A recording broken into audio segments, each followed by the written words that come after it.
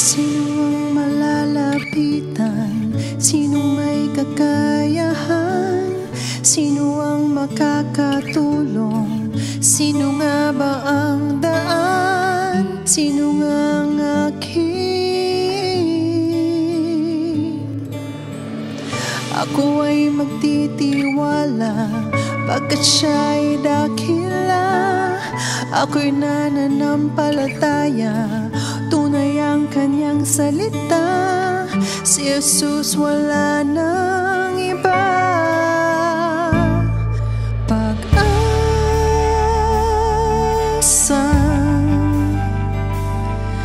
pag-asa,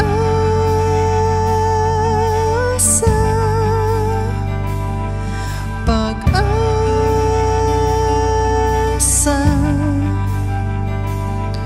Panginoong Jesus, tulungan mo ako.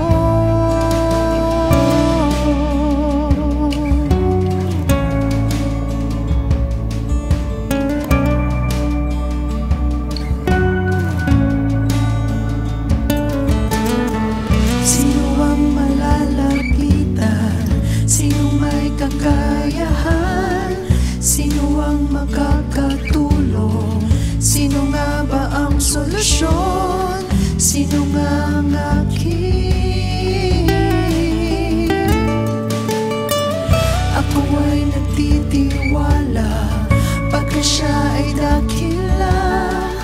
Ako'y nananampalataya, tunay ang kanyang salita. Si Jesus wala nang iba. Pag-asa,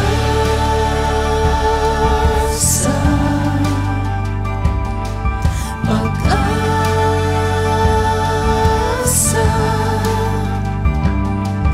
pag-asa.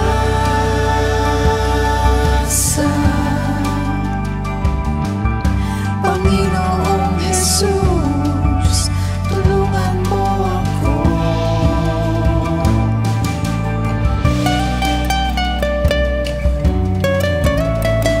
Ikaw ang malalapitan, ikaw lang maaasahan. Sino ang malalapitan? Sino may kakayahan? Sino ang makakatulong? Sino nga ba ang solusyon?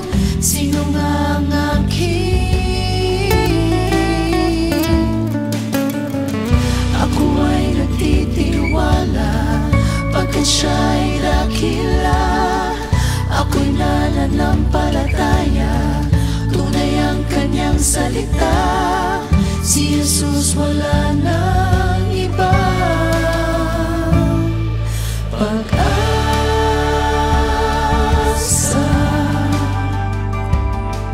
pag-asa,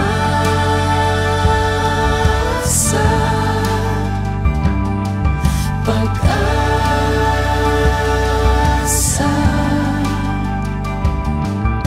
Panginoong Jesus, tulungan mo ako. Kaibigan ko, kanlungan ko, sandigan ko. Salamat sa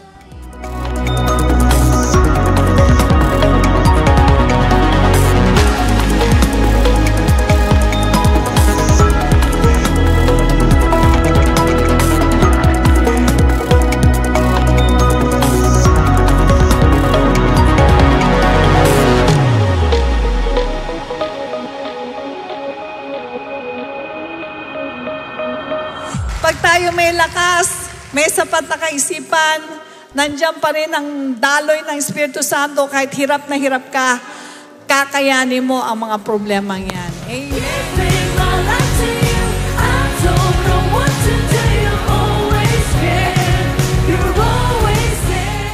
Kahit nakagawa ka ng kasalanan, as long as you are thirsty, you are hungry for righteousness, and you seek for righteousness, you are still righteous sa harapan ng Lord. As long as na magrepent ka at tilalikuran mo ang kasalanan po. Maging obedient tayo. Nandoon yung sobrang respeto natin sa namumuno at sinseridad natin sa puso na parang sa Diyos ka naglilingkod. With regards to our time, there is really that imbalance in the perspective of men, pero in the eyes of God, that's how it should be. Iba po yung balancing scale po kasi ng Panginoon. Ano ho? The sin of passivity, it can wear the mask of a non-confrontational and can even disguise itself as peace. But unfortunately, it gives birth to destruction. The sin of seeing evil but doing nothing.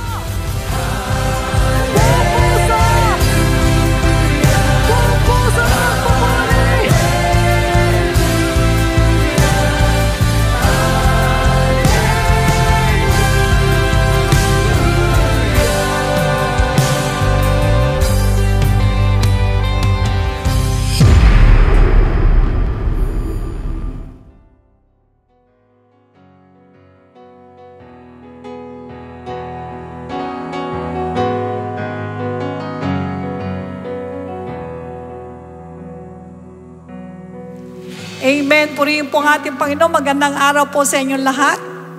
At sa mga kapatiran po natin nasa Luzon, Visayas, Mindanao, at sa mga extension churches natin, international both.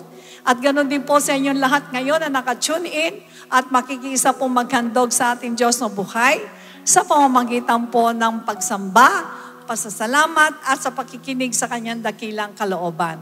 Welcome po sa Friends Again ng Jesus Christ. To God be the glory. Amen. Purihin po ang ating Diyos na buhay. Pwede bang batiin mo yung katabi mo na magandang umaga sa iyo? Napakabuti po ng ating Panginoon sapagkat bakit? Alam ko po na yung iba po hindi nakarating ngayon, nasa bakasyonan pa.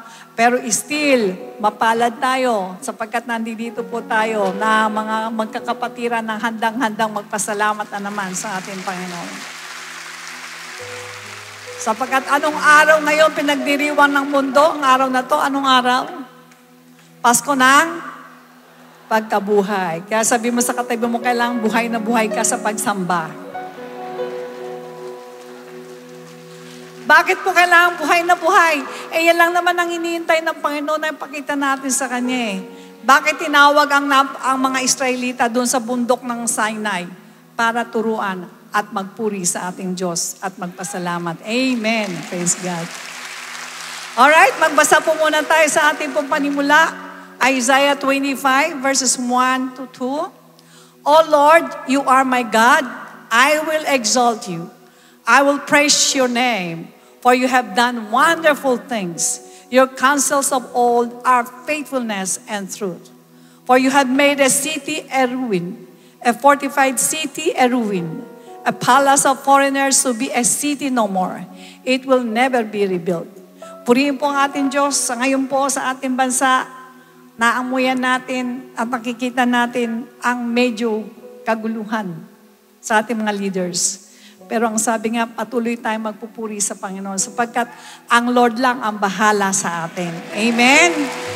Basta steady lang tayo, basta tayo magpe-pray tayo kay Lord, bahala siyang mag-ayos ng ating pamunuan, ng pamumuno ng ating mga leaders, and praise God, katulad ni Isaiah, kahit nakakaramdam siya ng maraming mga kaguluhan, nagpupuri pa rin sa Panginoon.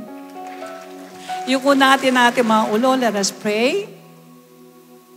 Dakilang Ama, kayo po nakakaalam kung anong kalagayan ng aming bansa. Ngunit o Diyos, hindi po kami matitinag sapagkat tinawag mo kami, hindi upang mag-alala, hindi upang magalit, kundi para kami magkaroon ng kapayapaan. Sa araw na to, Diyos, ang plano namin na kayo lugurin, pasalamatan. Hinihiling namin ang basbas mo sa amin lahat. Basbasa mo po kami, patawarin anuman ang aming mga pagkukulang, kahinaan, o dili kaya yung mga pagkakamali at kasalanan. Tulungan mo, O Diyos, na kaming lahat na nandirito ay makapag-alay sa inyo ng aming mga awitin nang may pasasalamat sa aming mga puso. Pagpalain mo ang umaga na to, O Diyos, ganun din ang lahat ng mga aawit, lahat ng tutugtog, Higit sa lahat ang aming beloved Bishop na lagi mong ginagamit upang kami palakasin sa aming pananampalataya. Ganon din po, Diyos, ibigay mo po sa kanya ang double portion ng anointing mo, Lord God. Na aming beloved Pastor Ludwig na patuloy na nagbibigay na mensahe ng kaligtasan. Tulungan mo po, Lord, na anoint mo rin po siya. Ganon sa amin din po lahat. Ibigay mo po ang anointing mo sa amin. Maraming salamat. Nagtitiwala po kami na sa umaga na to, hindi ka mabibigo sa amin at hindi mo rin kami bibuguin. Sa iyo po lahat ng kapurihan, Lord. In Jesus' name we pray. And everybody say, Amen.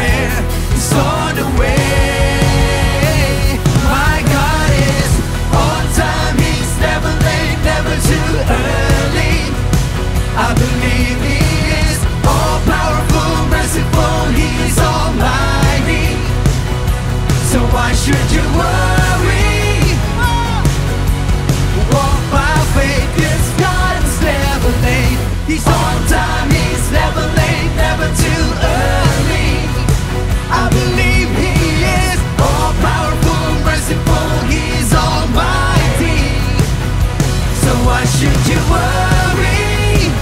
Just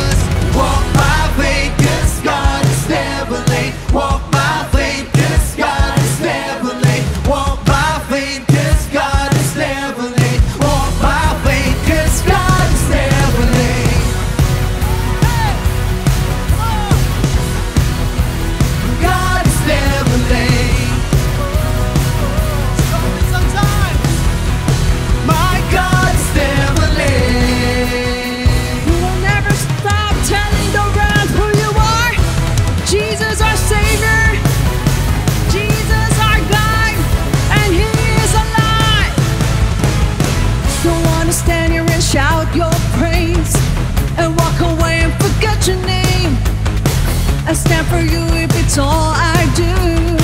'Cause there is none that compares to you. 'Cause all I want in this lifetime is you. And all I want in this whole world is you.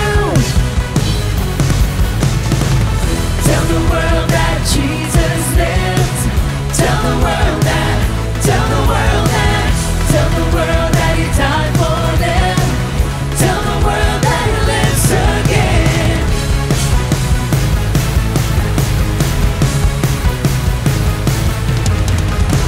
No longer I, but Christ in me.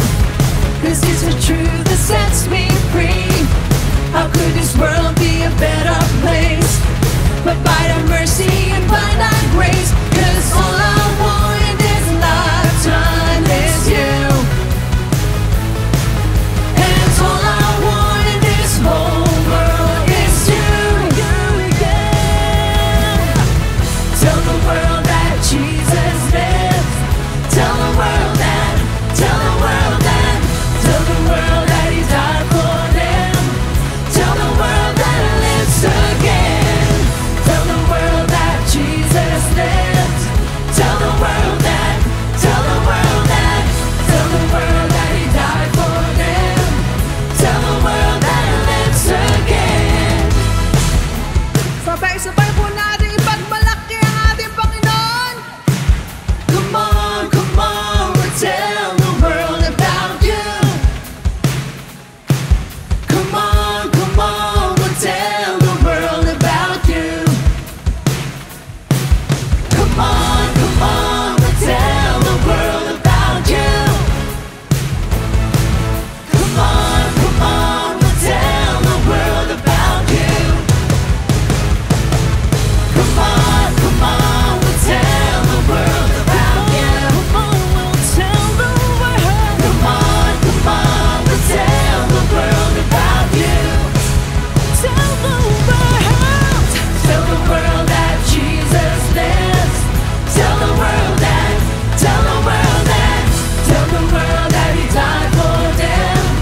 Tell the world that He lives again. Tell the world that Jesus lives. Tell the world that, tell the world that, tell the world that He died for them.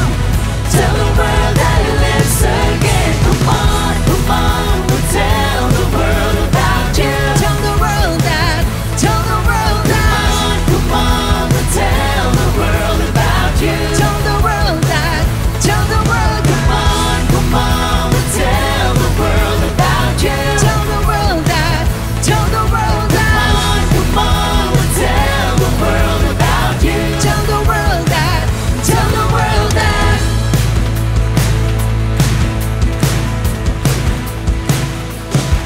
About you. Praise your Lord.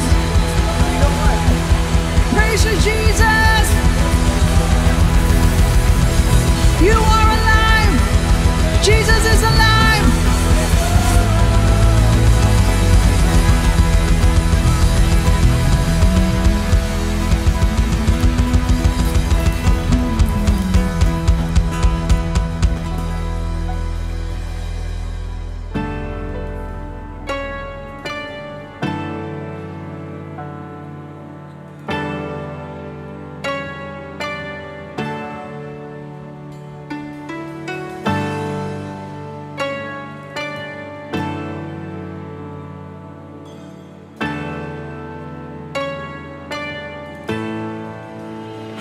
Compares to you, set the stars in their place. You who calmed the raging seas that came crashing over me. Who compares to you? You who bring the morning light, the hope of all the earth, is rest assured in your great love.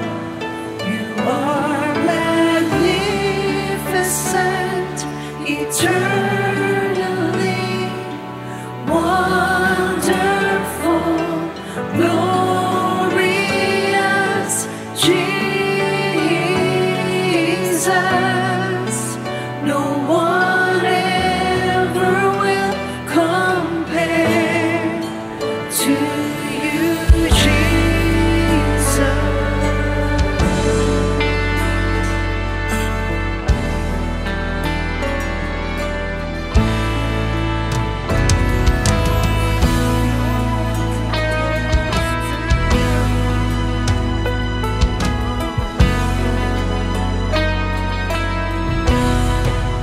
Burning evening flame, you call forth songs of joy. As the morning waves, we your children give you praise. Oh, magnificent, eternally wonderful, glorious Jesus.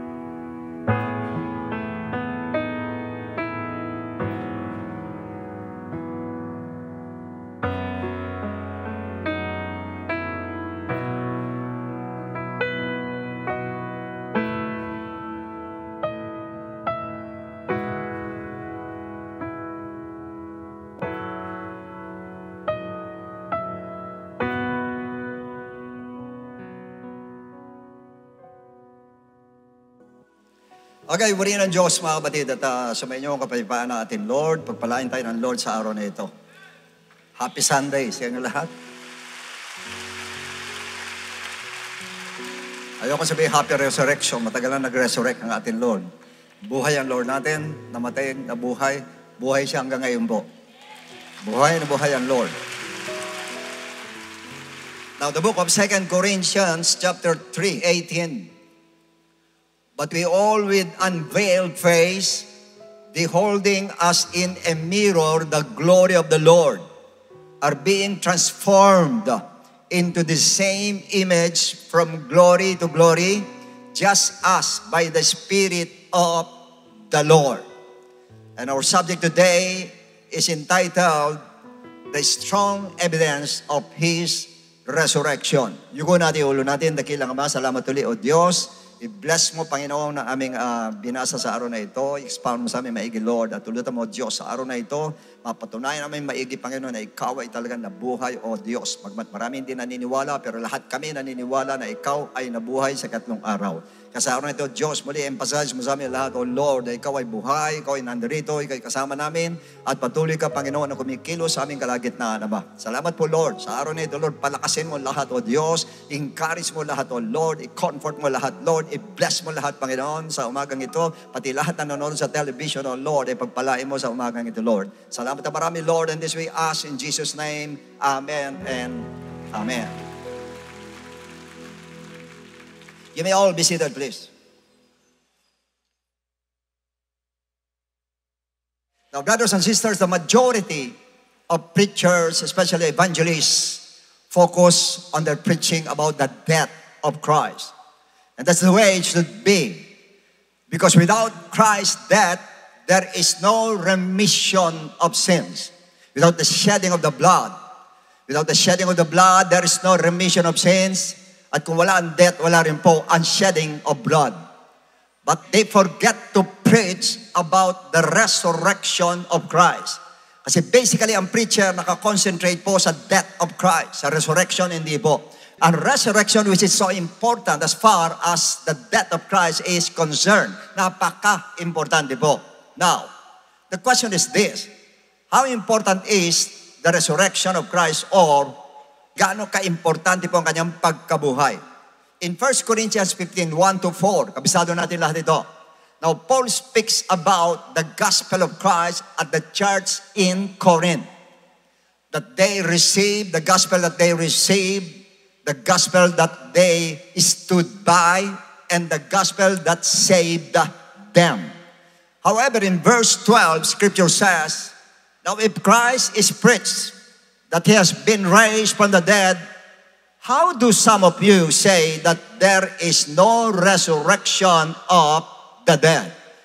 So meaning some of the Corinthian churches didn't believe about the resurrection of the dead in general, and mainly about the resurrection of Christ. That's why in verse 13 says, but if there is no resurrection of the dead, then Christ is not risen.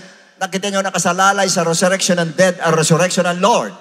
If there is no resurrection of the dead, kung hindi mabubuhay yung mga namatay, then Christ is not risen.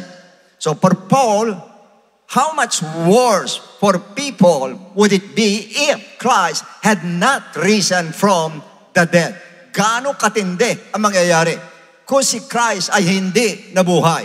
Verse 14, if Christ is not risen, then our preaching is empty.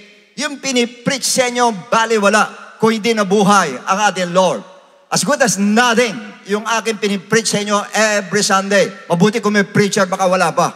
And your faith is also empty, futile ating faith. Baliwala. Kahit sabihin natin, napakalakas ang faith mo, walang silbi lahat. Meaning, if Christ was not risen, our preaching is nothing. Walang kwenta ang preaching. Just plain preaching lang po, coming from the wisdom of man at saka sa knowledge of man. Now, and even your faith is nothing at all. Baliwala pananampalataya po. Nothing to all Christians. Wala lahat yan. Everything about Christ is nothing. without the resurrection of Christ, His death, His shedding of the blood, His burial, punishment, His crucifixion, and all considered nothing. Lahat yan baliwala po kung hindi nabuhay ang ating Lord. And the worst is that God's manifestation in the flesh will turn out to be nothing. Yung nagkatawan tao siya, baliwala rin.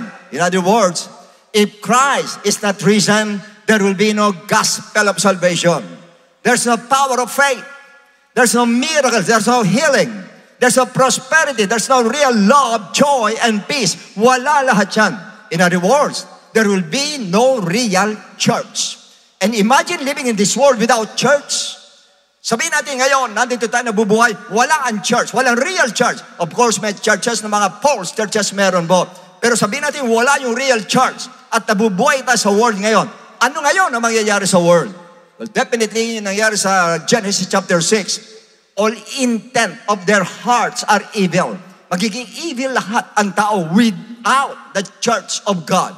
Ang church of God, ang siyang pinaka-kingdom of God dito sa world. Kaya marami po ang bumubuti, marami nagbabago, marami maayos po dahil doon sa church of God na tinayo ng Lord dahil nabuhay ang ating Lord po.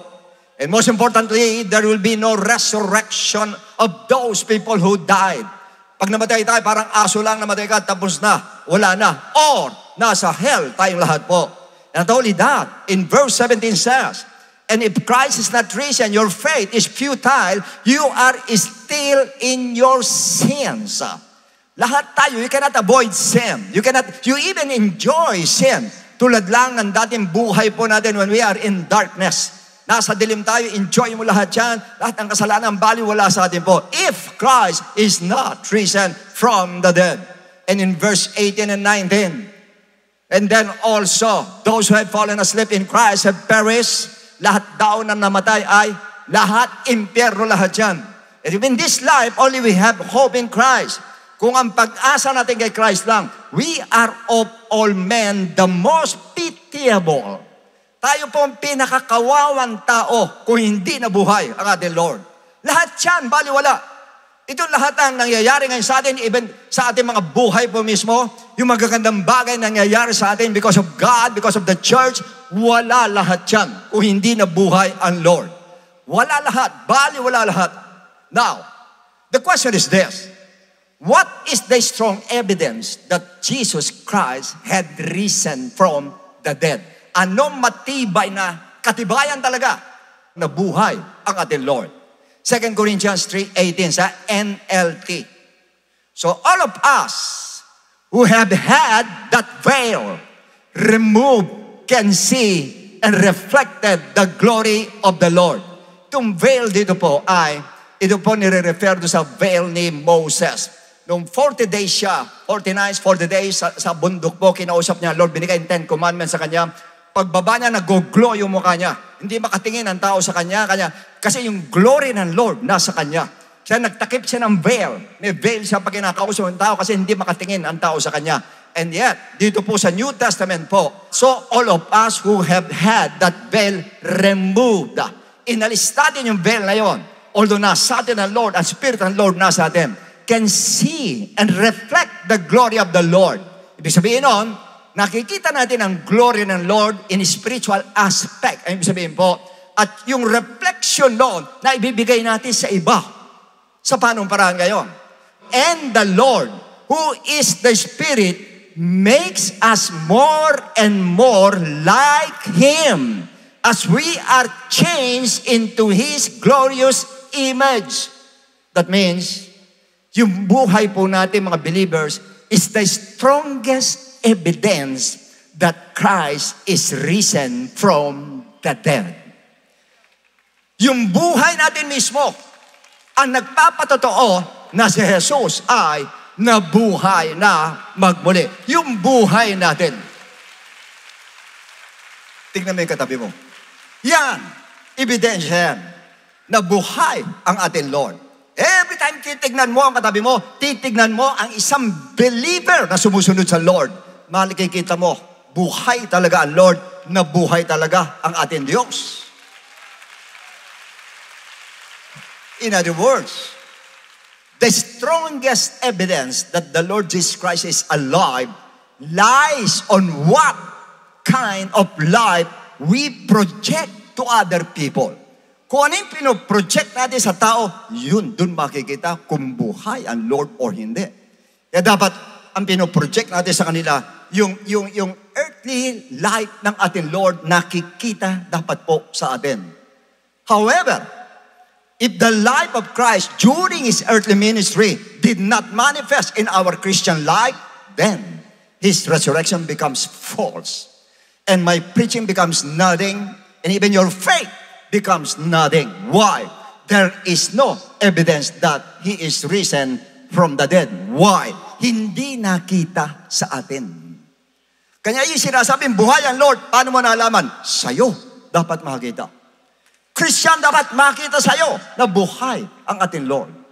And that's why Paul says, Philippians 3:10, that I may know. Kanya dinugtong dito, para malaman ko. Ibig sabihin, ahead of that, may sinabi si Paul. Alam niyo sinabi ni Paul? Yung lahat ng kanyang kaalaman, napaka-intelligent ni Paul po. Pagdating sa Torah, yung Old Testament na Bible, yung 5 books ni Moses, master niya lahat po yun. Talagang ano siya, isang Pharisee po siya. Isang Pharisee po siya, kaya magaling sa Bible, at talagang magaling talaga utak niya, pati sa secular, magaling po siya. Talagang matalinong tao po talaga. Pero sinabi niya, I count it all as rubbish. Lahat ng yan tinuring kong basura lahat yung kaalaman niya. Pati yung kaalaman niya rin sa Torah na yung malalim kaalaman niya, binasura niya lahat. Why? That I may know Him and the power of His resurrection and the fellowship of His suffering. Para malaman ko kung yung power na kanya resurrection or yung resurrected life. Paano ko malalaman yung resurrected life na yon? Yung buhay na binago o yung buhay na nabuhay na magmuli na sinasabi niya na gusto niya makita sa kanya at dinugtungan niya the fellowship of His suffering. Ba't niya dinugtungan yan? Mamaya po malaman natin. Now, ibig sabihin ni Paul dito, sa akin binaliwala ko lahat. Yung sinaliksik ko ng sabi nila 14 years nag-aral siya sa Middle East. Yun ang sabi ng iba. Kung ano man yung pinag-aralan niya, binasura niya lahat. Why? Isa lang siya nag-concentrate. Hindi siya nag-concentrate sa Greek. Hindi siya nag-concentrate sa Hebrew. Hindi nag-concentrate sa Latin. Hindi sa Aramaic. Nag-concentrate siya sa power of His resurrection. Doon siya nag-concentrate. And how I wish all preachers, all pastors, walang masama mag-aaral. Ako hanggang ngayon nag-aaral. Pero hindi ang concentration natin dapat yung power of His resurrection. Ano yung buhay na isang taong nag-resurrect talaga mula sa pagkapatay? Anong buhay ano? Doon siya nagko-concentrate. Now, the question is this. How does the resurrection of Christ manifest in Him or in us? Paano mahahayag yung pong resurrection ng Lord sa buhay natin? Paano? Ang tanong ay paano? 2 Corinthians 4:10-11. Always carrying about in the body of the dying of the Lord Jesus. Why? Pirmi niya ng dala-dala, yung pong halos kamatayan ng ating Lord, dala niya sa buhay niya. Why? That the life of Jesus also may be manifested in our body. Dala ko pirme sa body ko, yung suffering na yun, yung hirap, yung kamatayan ng Lord, para mahayag ang resurrection ng Lord sa aking katawan o sa aking buhay. Next verse. For we who live are always delivered to death. Pirmi silang nandoon, nasa bingit na kamatayan for Jesus' sake. Why? That the life of Jesus also may be manifested in our mortal body. In short, Christ was revealed through the apostles, through Paul, in suffering. Sa madaling sabi, yung sinasabi ko sa inyo kanina, dapat makita ang Lord, ang resurrection ng Lord sa atin, pag nagsasuffer na po tayo. Pag kapag nasa pagsubok po tayo. Kapag dumadanas tayo ng mabibigat na problema, doon dapat nakikita sa iyo na buhay si Kristo. Doon dapat makikita. Sa panong paraan, dinisplay ni St. Paul, 2 Corinthians 4, 7-9. But we have this treasure in the earthen vessel, that the excellence of the power may be of God and not of us. This treasure in earthen vessel, that the excellence of the power may be of God and not for us, for me, for us. Next. We are hard pressed on every side, yet not crushed. We are perplexed, but not in despair. We are persecuted, but not forsaken. Struck down, but not destroyed. Isa-isahin natin.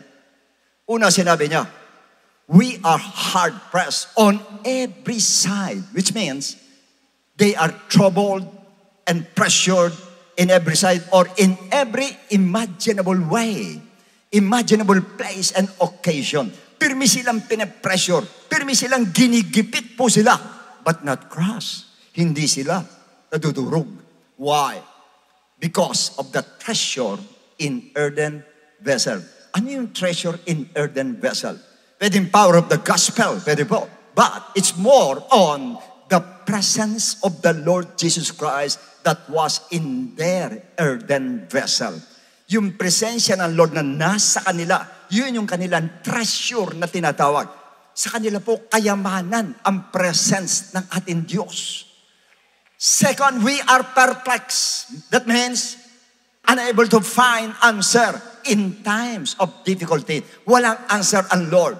Nandito sila kailangan ng answer pero hindi tumutugon ng Lord. But not despair. Tayo po, pag hindi sinasagot, desperado agad tayo, pero sila po hindi.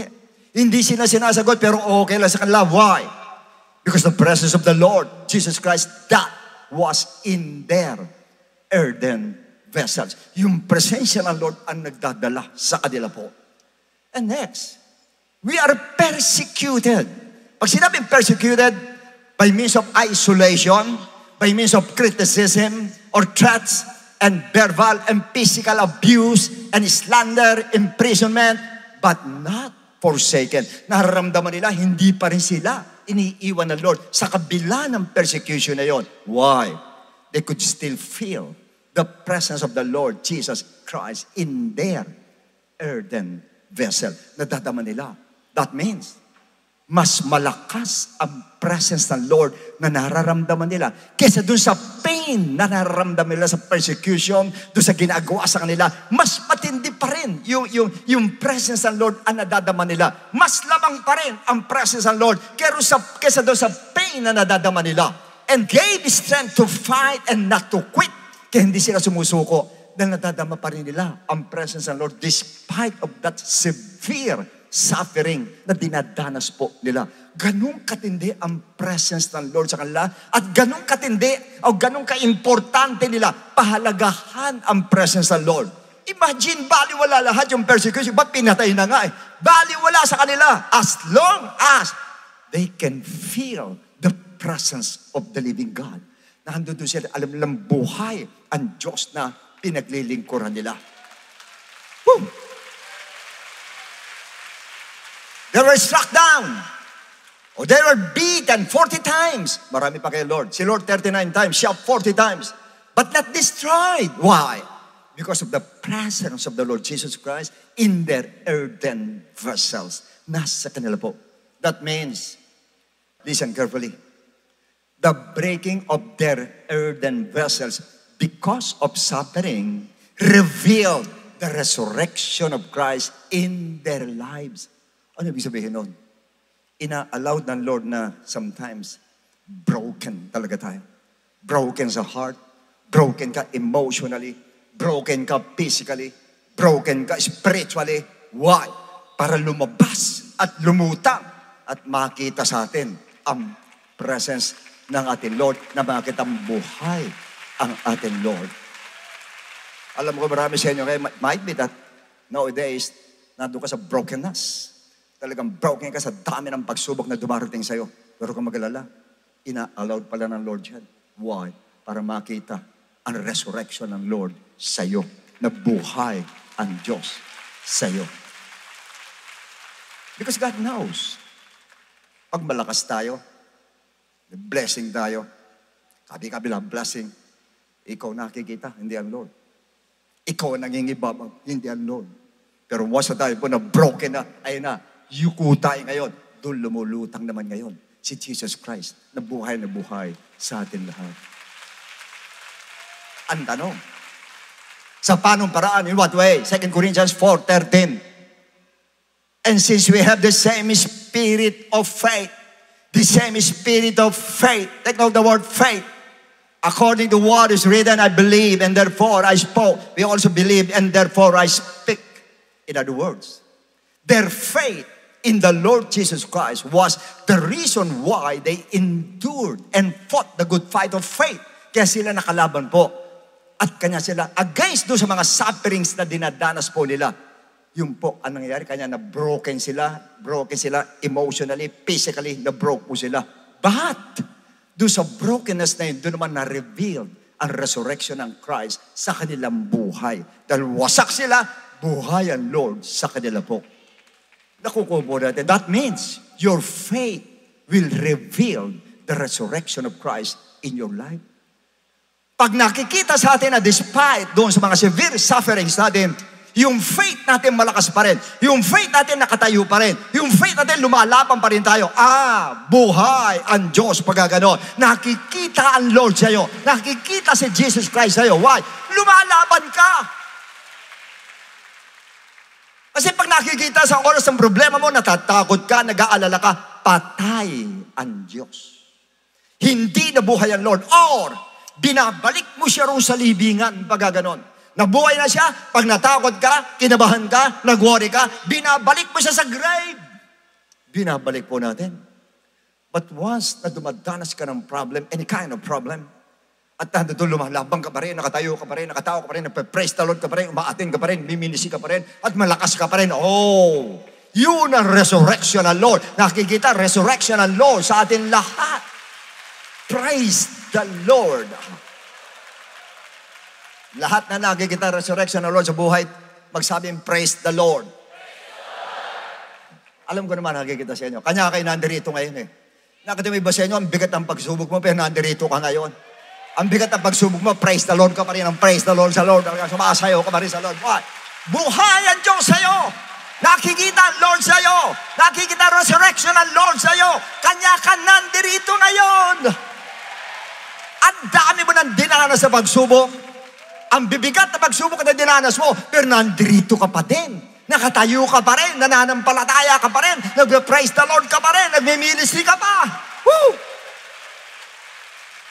Praise the Lord. Glory to God. Now, second, how does the resurrection of Christ manifest in us? Paano makikita? Galatians 2:20. I've been crucified with Christ. It's no longer I who live, but Christ lives in me. And the life which I now live in the flesh, I live by faith in the Son of God who loved me and gave himself for me. I have been crucified with Christ. In other words, unless the works of the flesh are crucified with Christ. Yung works of the flesh natin nakapako kasama ang Lord. Hanggat hindi nakapako yung kasama ang Lord, it is impossible for the resurrection of Christ to reveal in your life. Hindi magre-reveal po. Dapat yung flesh natin nakapako po talaga. Hindi ka magagalitin, hindi ka madaling mainis talaga, nada doon talaga, pipigilan mo talaga. Diyan makikita, buhay ang Lord. Once na tinanggal mo yung pakong yan, tinanggal mo sa paa yung pakong yan, ikaw ang makikita, hindi si Kristo makikita sa'yo. It's no longer I, but Christ lives in me. Siya na nabubuhay sa akin. Meaning, yung resurrected life ni Jesus Christ ang nakikita sa Kanya. In-erase na niya, in-eliminate na niya, binura na niya yung dati niyang buhay. Kasi sinabi ng 2 Corinthians 5:17, alam natin lahat ito. Therefore, if anyone is, take note the word in Christ, is in Christ, is a new creation, all things have passed away. All things, lahat ng lumawala na. And all things have become Wala kayo na. All things have passed away. Hindi sinabing all things have passed away. All things have passed away. Behold, all things have become new. Nabago lahat sa'yo. Pero, minsan may naiiwanan sa atin po na hindi dapat nakikita pa sa atin. So in other words, kaya tayo po, binorn again ng Lord para mabago tayo at ang makita sa atin ngayon ay hindi na tayo, kundi si Lord na ang makita sa atin po. At ang ibig sabihin, sinabi, Christ, we are in Christ. Those who are in Christ, lahat tayo na kay Kristo. Although sinabi, nasa loob natin si Kristo, si Christ nasa atin, sinabi rin, Christ that dwells in you. Ito, Christ in you, Christ dwells in you. Nasa loob natin ang si Christ. Pero although nasa loob natin si Christ, pero nakikita sa panlabas natin, si Christ pa din ang nakikita, hindi tayo. Nasa loob siya, pero sa labas ang nakikita, siya pa din ang nakikita sa atin po. Yun yung resurrected life na sinasabi ng ating Lord. Kaya sinabi 2 Corinthians 3:18, ano sabi nga doon? New King James, but we all, with unveiled face, beholding us in a mirror for the glory of the Lord, are being transformed. Being transformed. They know the word transform. Into the same image from glory to glory, just as by the Spirit of the Lord. That means, the more we change, the more na nakikita ang resurrection ng Lord sa atin. Nagkakaroon tayo ng transformation. Nata-transform po tayo. But always remember that transformation comes only by the power of the Holy Spirit that is in you. Yun lang po magta-transform sa atin. Ang Holy Spirit ang magta-transform sa atin. Kaya napaka-importante po ng Holy Ghost. Kaya sinabi ng Lord, unless a man be born of water and of the Spirit, you can never enter into the kingdom of God. That's why baptism with the Holy Spirit is a must. To every Christian, kailangan po baptized ng Holy Ghost. Otherwise, yung sinasabi po ni Pastor Lord sa gospel, it's very hard for you to change by your own o tayo magbabago. Mahirap po pag walang Holy Ghost. But once na nasa iyo Holy Ghost, may magdidikta sa iyo kung anong dapat mong gawin. May magsasabi sa mind mo kung ano hindi mo dapat gawin. May magsasabi sa mind mo kung ano yung right path na dapat mong daanan talaga. May mag-uudyok sa iyo para gawin yung kalooban ng Lord. May magbubulong sa iyo para itong gawin mo, mabuting gawin mo, itong gawin mo, mabuting gawin mo. Hanggang unti-unti ka natatransform. Unti-unti kang nababago po. Yan ang tandaan mo natin. Kaya sinabi ng Romans 8:11, if the Spirit of Him, of God, Holy Spirit, who raised Jesus from the dead, sinasabi ng Spirit of the Father, isa lang naman Spirit yan, Spirit of the Father, Spirit of Christ, or Spirit of the Holy Spirit, raised Jesus from the dead, dwells in you. Yung the Spiritong bumuhay kay Kristo ay nasa inyo. He who raised Christ from the dead will also give life to your mortal body through His Spirit who dwells in you. Kung yun daw Espiritong bumuhay kay Kristo nasa atin, yun din daw ang Espiritong bubuhay sa atin. That means, the Spirit of God, the Spirit of the Father, or the Holy Spirit, literally raised Jesus from the dead, which will also raise us in the likeness of Christ through transformation. Yan din ang magbabago sa atin. Babangon tayo dyan na bago na po tayo. Sa Titus 3:5, doon sa Hoyes New Testament po, not for works of righteousness, which we had done, but according to His mercy, ayon sa habag ng Lord, He saved us by the labor of regeneration and by renovation of the Holy Spirit. Ni-renovate ng Holy Spirit yung ating pong pagkatao. Ni-renovate, ang sabi dito sa translation na ito. Tingnan natin sa Weymouth translation. As righteous man had done but the result of His own mercy, sa habag niya, He saved us by means of the bath of regeneration and the renewal of our natures by the Holy Spirit. Binago yung nature natin dati sa pamagitan ng power ng Holy Spirit na nasa atin po. Kaya si Christ ang nakikita po sa atin. Sa New King James, Not by the works of righteousness, which we have done, but according to His mercy. He saved us through the washing of regeneration and renewing of the Holy Spirit. Ni-renew tayo ng Holy Ghost. And that is one of the ministries of the Holy Spirit in our lives, to transform us into His likeness or to Christ's likeness, to justify the resurrection of Christ in our lives. Kasi pag wala ang transformation, hindi ma-justify na buhay ang Lord sa atin po. Kanya ang pagbabago po natin, napaka-importante po. Na lahat po tayo dapat mag-change po tayo. Lahat tayo dapat mag-transform po tayo. Mula sa old nature natin, yung new nature natin, ay makita po sa atin. Yung bagong pagkatao, makita sa atin. Para lumutang na si Jesus ay nabuhay na magmuli.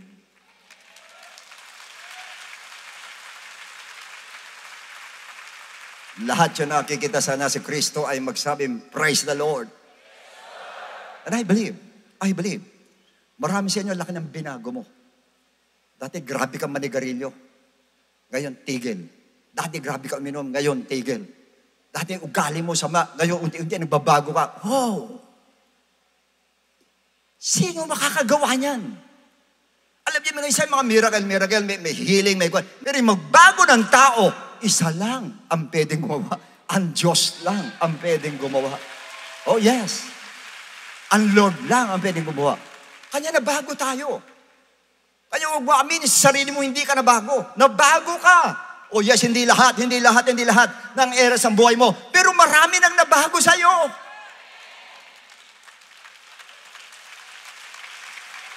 Pati palakpak mo, nagbago na eh. Oh, yung sinasabi ko sa inyo.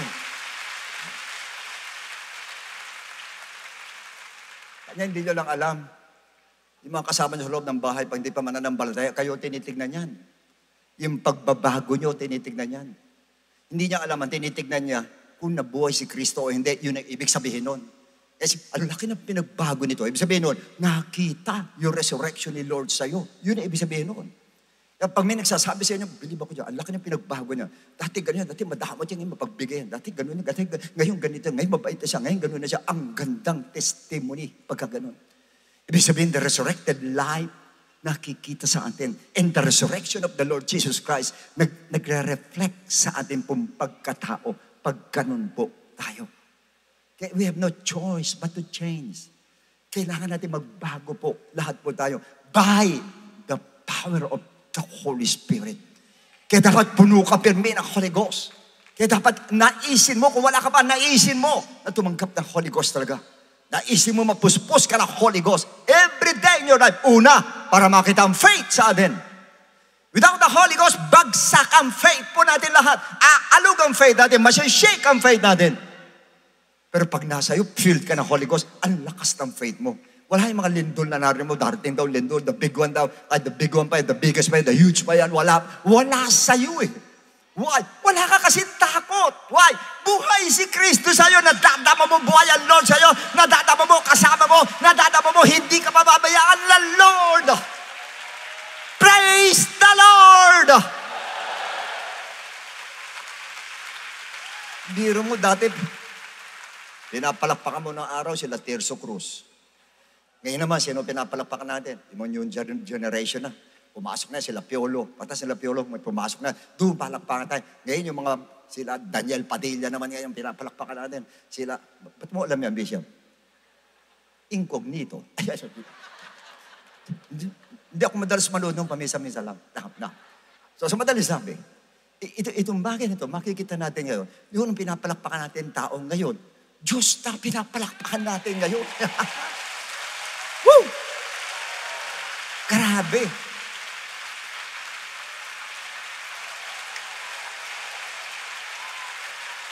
Alam nyo, dapat talaga yung pumalakpak. You know why? Yung final and ultimate transformation of our bodies to Christ-likeness, malapit na po.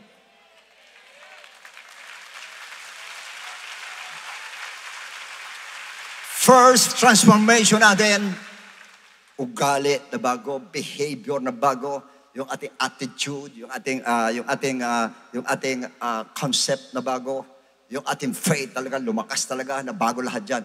Pero yung sumunod, the last and final, the ultimate transformation, na katulad tayo ni Kristo, yung body mismo, in 1 Corinthians 15, 1 to 50. These verses, Paul speaks about the resurrection of the literal dead bodies of men. Yun ang minensyon niya, yung kamatayan ng tao talaga. However, in verse 51 to 53, Paul says, behold, I tell you a mystery. We shall not all sleep, but we shall all be changed. Ayun na naman. Kanina nag-change tayo, behavior na change, yung ating attitude na change, lahat na change sa atin. Another change ang magaganap. In a moment, sa isang kisap mata, in the twinkling of an eye, sa isang gano'n lang. And the last trumpet, for the trumpet will sound, and the dead will be raised incorruptible, and we shall be changed. Ayun na naman ang change.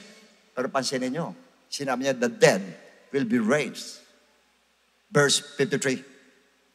For this corruptible must put on incorruption, and this mortal must put on immortality. In these verses, Paul relates the resurrection of Christ to the rapture day. Doon nyo makikita na related ang resurrection ng Lord sa rapture day. In other words, once you don't believe that Christ is risen from the dead or has risen from the dead, you don't believe about the rapture day. Magkatugma yung dalawang yun. Magkasama yung dalawang yun. Pag sinabi resurrection, that means the rapture day.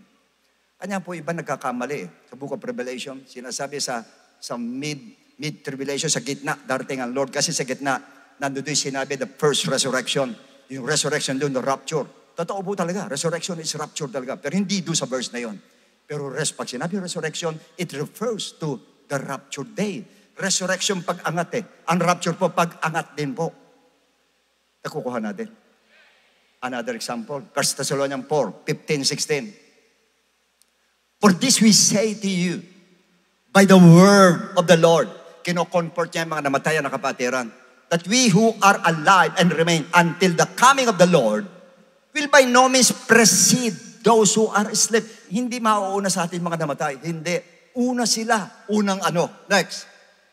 For the Lord himself will descend from heaven with a shout, with the voice of an archangel, with the trumpet of God, and the dead in Christ will rise first. Sila ang unang bubuhayin. Resurrection. Nandiyan na po. So yung mga namatay, sila ang una, hindi tayo. In these verses, Paul clearly emphasizes about the literal resurrection of the dead who died in Christ. Yung lahat na namatay kay Kristo, literal. Yun yung sinasabi niya, mabubuhay. However, in verse 17, then we who are alive, buhay na ito, and remain, shall be caught up, shall be raised up, together with them in the clouds, to meet the Lord in the air, and thus we shall always be with the Lord. In this verse, Paul boldly tells his audience about the impending rapture of the church. Yun na binabanggit niya. So once again, Paul nirelate niya yung resurrection ng literal dead bodies to the rapture day. Pinag-relate na naman niya, pinagtabi na naman niya. At yun po ang magaganap. The final change po natin. The ultimate transformation of our bodies will occur before we ascend to heaven. Bago tayo makyat, magkakaroon na po ng ganun. There will be changes. Magkakaroon na pagbabago. In a moment, in the twinkling of an eye, this body, your body, your body, your body, your body, our bodies will be changed from mortal to immortal, from corruptible to incorruptible bodies. Mamabago po tayo, and there will be no more death for you, for you, for you, for you, for all of us. No more death. We are all going up. Praise the Lord. Yun ang final transformation po natin. Bago na lahat. At pag nabago na lahat, at nabago ang katawan natin, wala na lahat po. Tapos na ang lahat. Tapos na yung pinoproblema mo. Tapos na yung nararamdaman mo. Tapos na yung problema sa pera, problema sa sakit, problema sa asawa, problema sa gano'n. Wala na yan. Tapos na lahat yan because we will be with the Lord forever and ever and ever and ever and ever. Si Lord na ang kasama natin. Yan rapture at tatapos sa lahat. Lahat ng dinadala natin, lahat ng kabigatan natin, rapture lang ang katapat. Sino may gusto ma-rapture? Be filled with the Holy Spirit. Kasi sinabi kanina, yung bumuhay sa mga patay, yan din ang bubuhay sa atin. Yan din ang mag-aangat sa atin. Ang Holy Spirit po ang aangat sa atin. So be filled with the Holy Spirit now. Be filled with the Holy Ghost now. Be filled with the Holy Ghost at this moment. Right now, you must be filled with the Holy Ghost, filled with the Holy Spirit right now. Praise the Lord. Come on, let's clap our hands to God. Woo! Praise the Lord, praise the Lord, praise the Lord.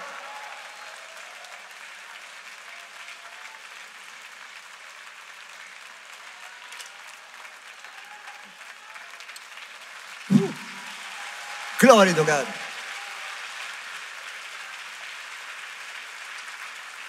Alam nyo, gusto kong balikan tong Book of Revelation talaga.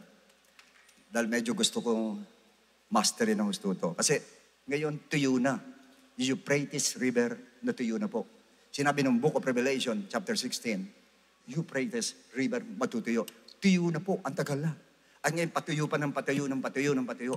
Doon dadaan po yung lulusob sa Israel against all nations. Hindi ko alam kung yan ang Battle of Armageddon o Battle of Gog and Magog, pero mas malamang sa Battle of Armageddon. Book Revelation 16, yan po yan. Pumoporma na po. Ay, huwag kayong tutulog-tulog. Grabe na po. Ngayon, nakikita nyo, trade war pa lang yan. China and US trade war. Grabe, talagang gantihan talaga. Taas ako, 34%. Sabi ng US, taas din ng China. Hindi, taas din kami, 30%. Taas sila, taas kayo, sige. Taas ko ulit, 75. Tinaas ulit, 150. Taas ulit, 245 ang gusto. Grabe, imagine that. Wala na, nagtitiryahan na lang talaga. Ang susunod dyan, pindutan na lang yan eh. Ganun na lang mangyayari. Pero, hindi papayagan ng Lord yan. Dahil bago mangyari yan, tutunog ang trumpet ng Lord. Patunugin mo ang trumpet ng Lord. Yeah! Woo!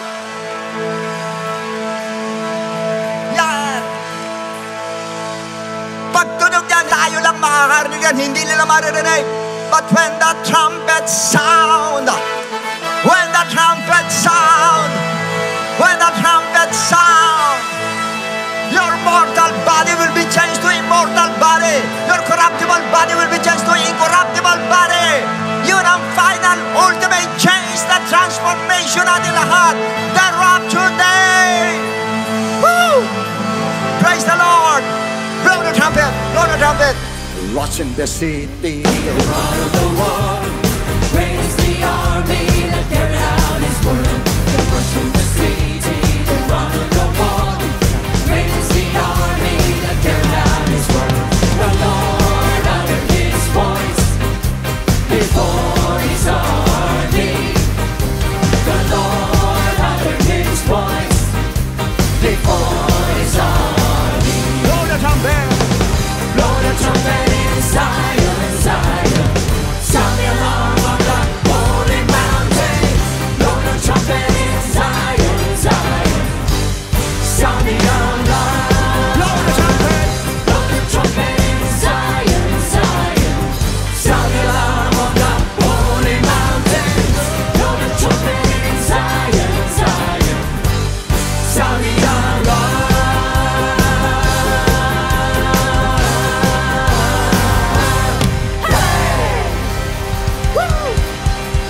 Oh, when the saints go marching in.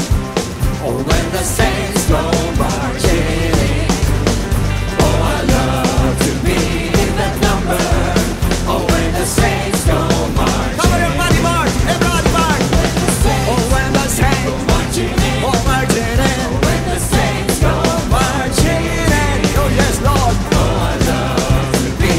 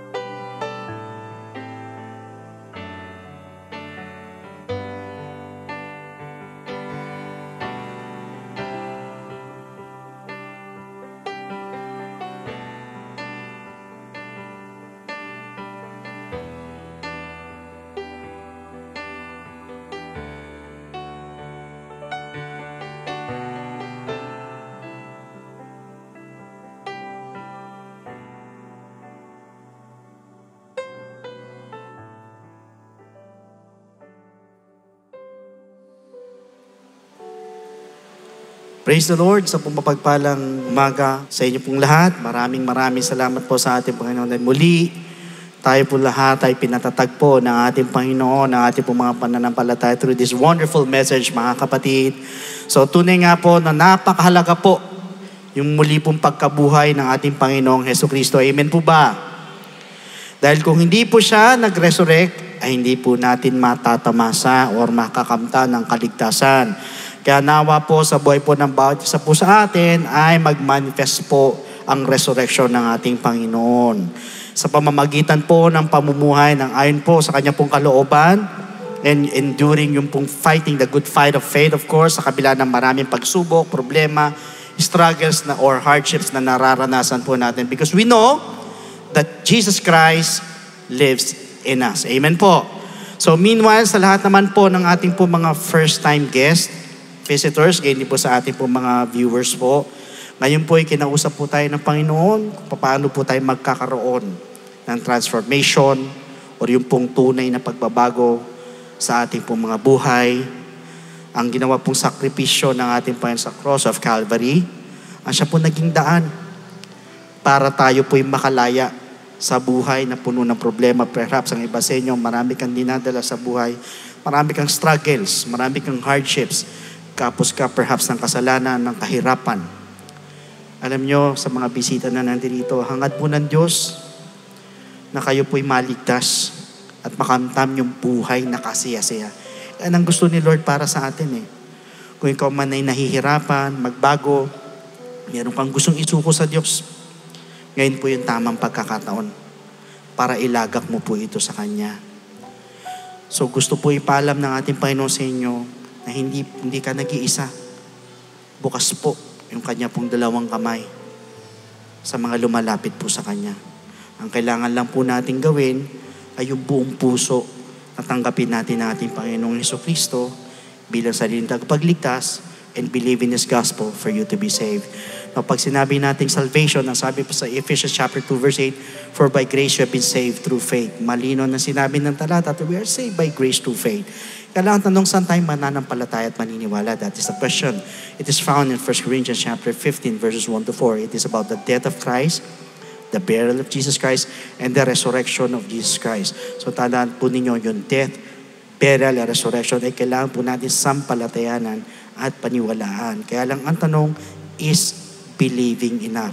Pag tayo po ba'y nanampalataya, naniwala sa death, burial, and resurrection na sinasabi o tinatawag na gospel of Jesus Christ, ay tapos na, wala na tayong gagawin, tutuldok or hihinto na po tayo doon.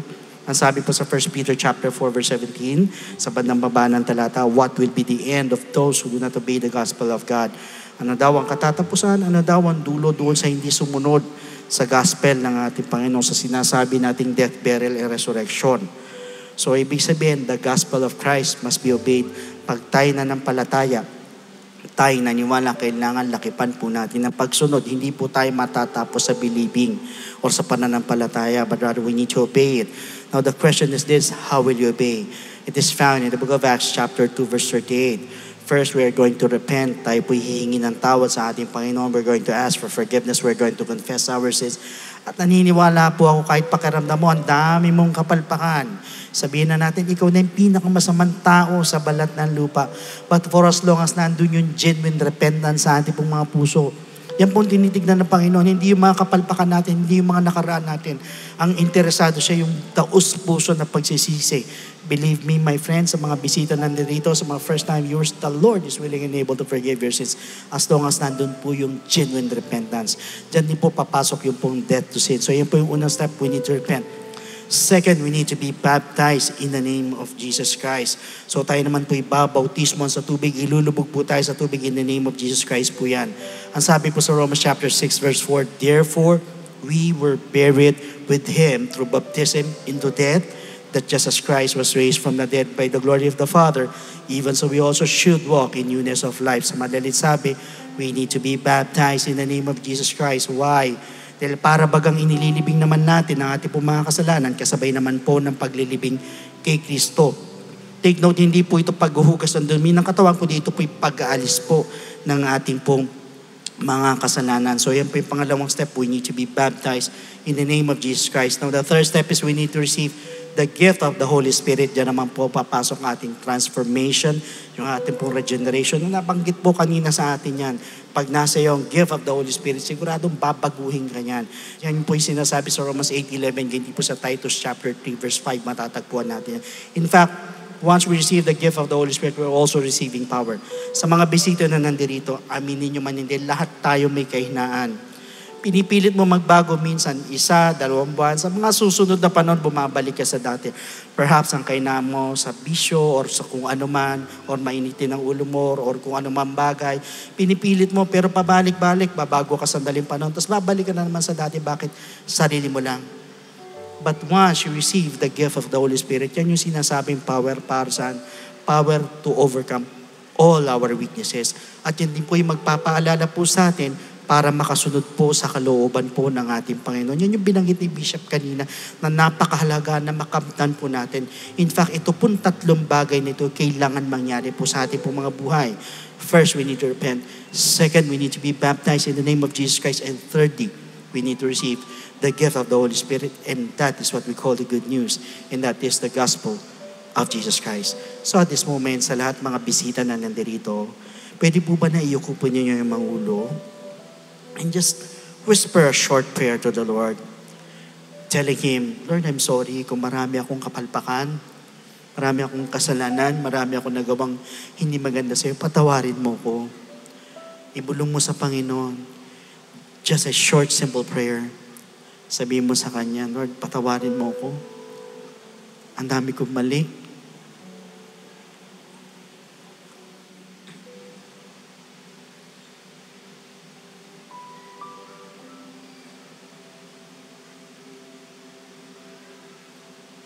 At habang nakayuko po inyong mga ulo at pikit po inyong mga mata, pwede po ba na itaas po ninyo yung 2 kamay bilang tanda ng pagsuko sa ating Panginoon? At sumunod kayo sa maikling panalangin ito na pagtanggap. At tayo po sa likod, tumayo po tayong lahat. Tapat natin yung kamay natin sa kanila. So please repeat after me sa lahat ng mga bisita. Yukunin nyo yung mga ulo. At habang nakapikit po inyong mga mata, sumunod po kayo sa akin.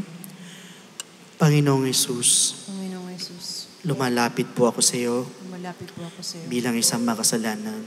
isang makasalanan. Patawarin mo po ako Tawarin mo po ako sa lahat ng aking mga pagkakamali sa lahat ng aking mga pagkakamali at pagkukulang. at pagkukulang. Sa oras na ito, Sa oras na ito, tinatanggap po kita tinatanggap po kita bilang sariling ng tagapagligtas sariling at tinatanggap po kita at tinatanggap po kita bilang Diyos ng aking buhay. ng Diyos ng aking buhay. Naniniwala po ako Naniniwala po na ako ikaw ay namatay, ikaw ay namatay, ikaw ay nilibing, ikaw ay nilibing sa 3 araw sa 3 araw ay nabuhay na magmuli. buhay na magmuli. Tulungan mo po ako Tulungan mo po ako makapagsimula mapagsimula ng bagong buhay bagong buhay. at idagdag mo po ako Dagdag mo po ako sa iyong kaharian. sa iyong kaharian. Maraming salamat po Maraming salamat sa pangalan ni sa Jesus. pangalan ni Jesus. Amen. Amen.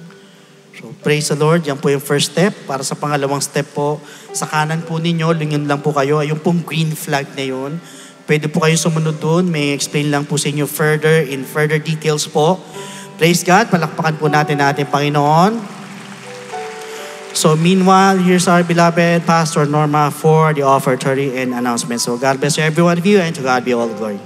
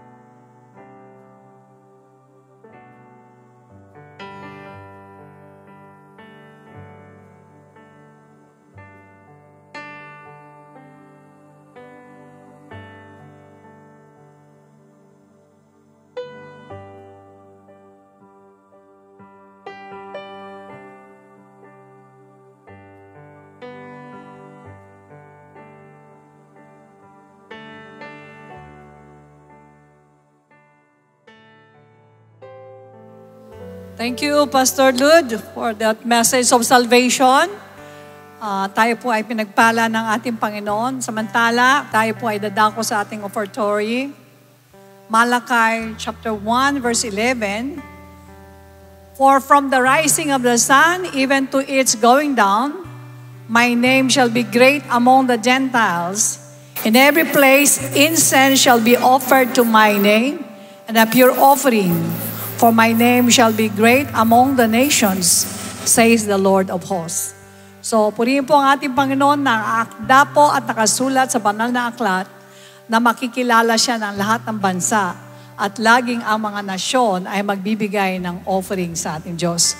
Ngayon po ay pagkakataon natin upang ibigay po ang ating mga love offerings at ang ating mga tithes. For complete details of our online giving, please refer to the ways and means yan po sa ating ABP.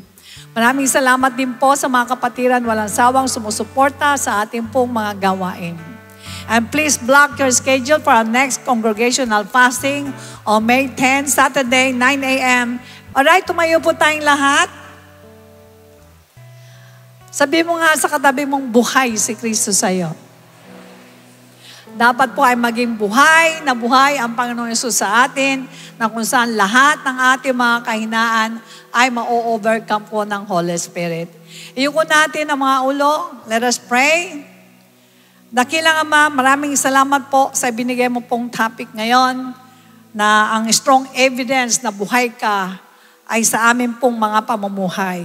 Tulungan mo po kami, Lord God, na sa pakikinig namin ng salita ng Diyos, ito po ay aming isa puso, isa isip, nang sa ganon ay pamuhay po namin at maipakita namin sa mga tao na kami mismo ay ebidensya na si Kristo ay nabuhay sa aming katauhan. Maraming salamat po, Lord. Iunat mo ang iyong mapagpalang kamay at basbasan mo ang iyong mga anak mula ulo hanggang talampakan. Basbasan mo mga kaisipan, bigyan mo ng mga wisdom sa naharap nila mga problema. Huwag mong pahintulot sa mabibigat na pagsubok ang mga anak mo. Ingatan mo mga katawang lupa. Huwag mong pahintulot sa mga deadly diseases o sa mga sakit. Ganon din, ingatan mo kabuhayan. Tulungan mo po, O Lord God, ibuhos mo po masaganang pagpapala upang sa ganon, wala pong magdahop sa inyong mga anak, bagkos makatulong pa rin po sa iba. Maraming salamat po sa inyo at pagpalain mo rin, Panginoon, lahat po ng mga tao na lumapit sa harapan na sila'y maging tunay na Kristiyano at makasakasama na rin po namin sila sa tuwing kami po ay magkakaroon ng panambahan katulad po nito. Pagpalain mo rin sila, O Diyos, pagpalain mo rin ang alit handog ng mga anak na pinapadala, Panginoon, sa inyong pong lukbutan, sa inyong pong mga pangailangan. Tulungan mo po kami, Lord, na maging maayos at maging maganda kung paano po namin gagasusin ang mga pananalapi na to upang magbigay glory sa inyo. Maraming salamat po. Pagpalain mo rin ang bansang Pilipinas. Ilayo mo po sa lahat ng mga bagay na hindi maganda.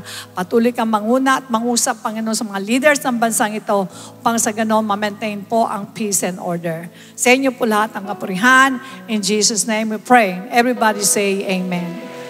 Amen. Praise God. The Lord bless and keep you. Make His face shine upon you and be gracious to you, and lift up His countenance upon you and give you peace. God bless you, and to God be the glory. A blessed day, dear brethren. Let's take a moment to listen to these important reminders.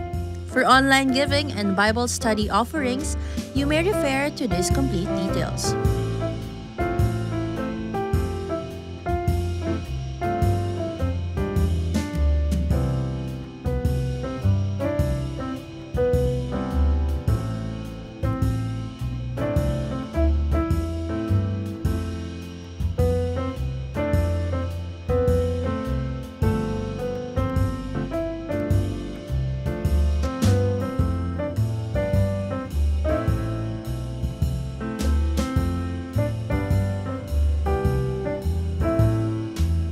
To all who give via check, please indicate the correct account names.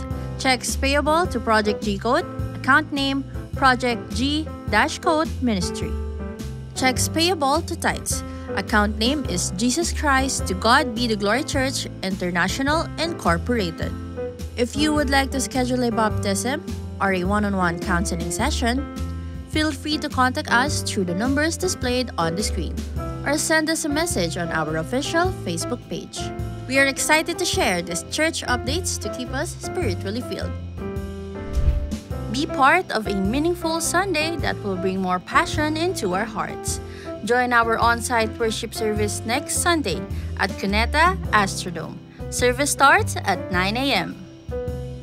Let us seek the righteousness of the Lord and thirst for His presence even more. Join us for our congregational fasting on May 10, Saturday, at Star Mall Edsa Shaw Trade Hall.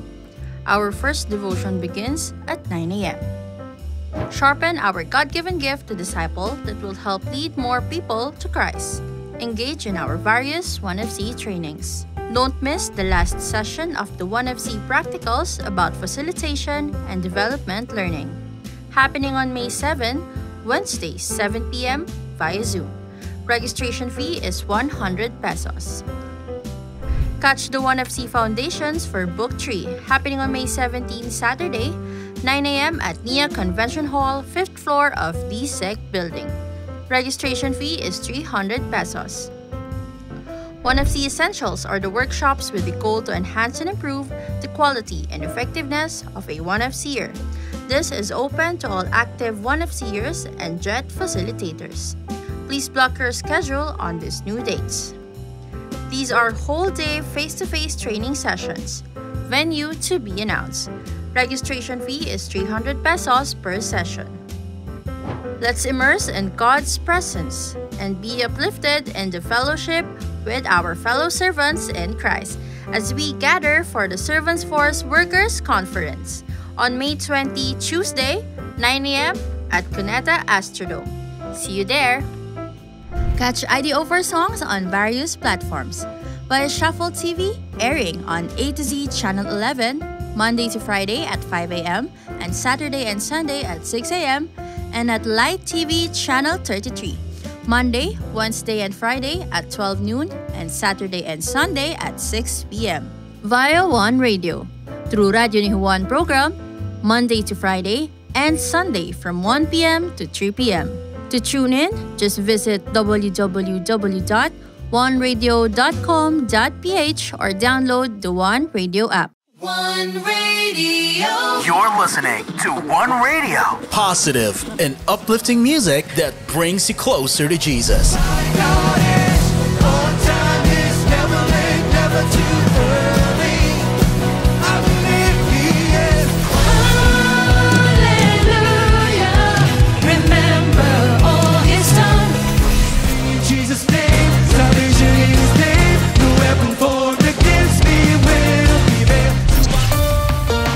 Broadcasting 24 hours a day, 7 days a week, bringing you the faith, hope, and love of Jesus. Online at oneradio.com.ph, on your smart speaker, or through the One Radio app. Jesus Music Community. Jesus Music Community. One Radio.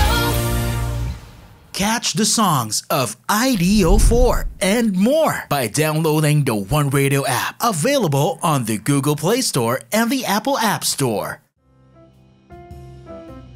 Via Spotify, Apple Music, Deezer, Amazon Music, and other music streaming apps. Want to use your God-given gift and skills for His greater glory? Be part of the Servants Force. Sign up as a volunteer or become an SF worker. We are actively seeking those who can join the Comrades and Gideon teams. Scan the QR code or fill out the ministry form found on our website or at the information area every Sunday. The Servants Force Department will get in touch with you after successfully submitting the form. Grab this opportunity now.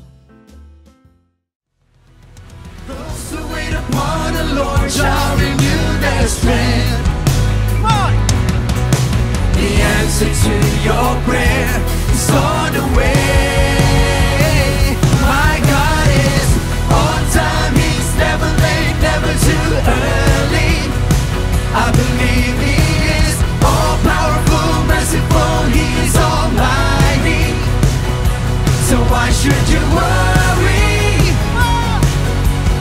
Walk by faith, 'cause God is never late. He's on time,